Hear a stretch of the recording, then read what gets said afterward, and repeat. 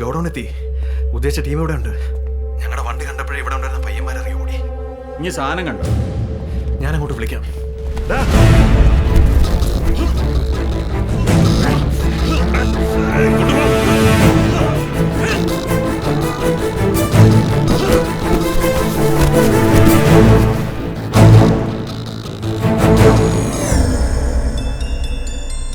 ബിജു, ശവപ്പെട്ടി കിട്ടി.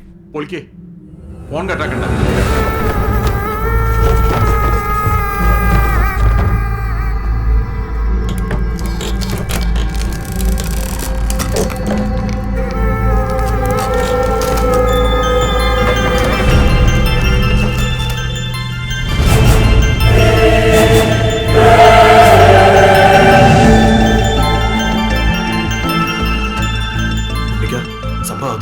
അൽഹംദുലില്ലാ, സജി മുതല് കിട്ടി.